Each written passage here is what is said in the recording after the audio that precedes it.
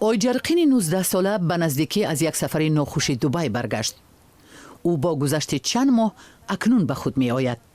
آیجرقین از حادثه‌ای که قریب بود غلام شهوانی شود به کسی از نزدیکانش تا هنوز چیزی نگفته است.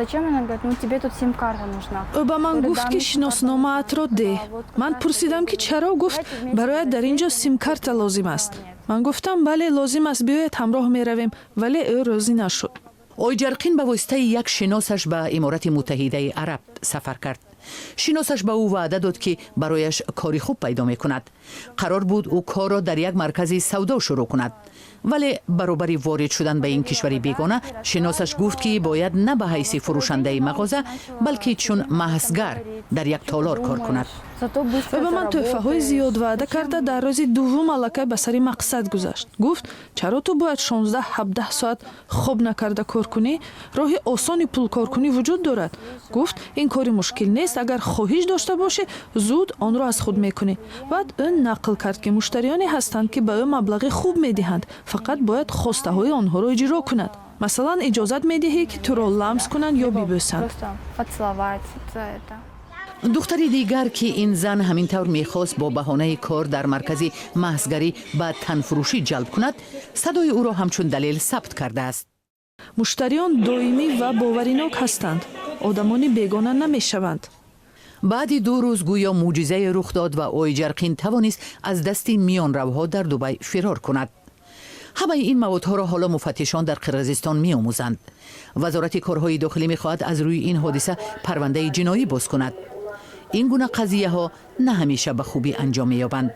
در بازار اوشی مرکز بیشکک اعلان کار در خارج به واسطه بلندگویک‌ها یک باره از چند گوشه بازار بلند می شود. محض توسط چنین اعلان‌ها زمان یکی از مشتریان مرکز بحرانی برای زنان با نام سزیم برای کار به خارج رفته بود.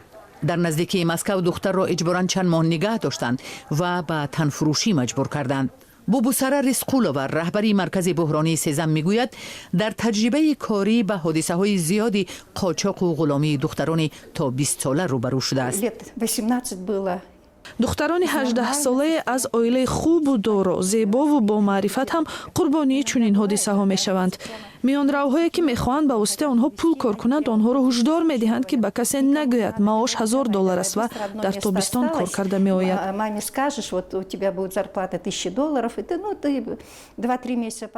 هر سال به مرکز سزیم حدودی 30 دختر جبر دیده برای کمک مراجعت می کند.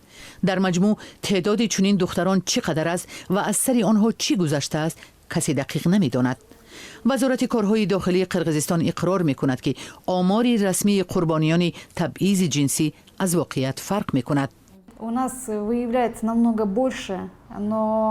چون بیشتر قربانی ها نمیخواهند در این مسئله با مقامات حفظ حقوق همکاری کنند، از همین خاطر هم آمار سازمان های غیر حکومتی بیشتر از رقم های رسمی است.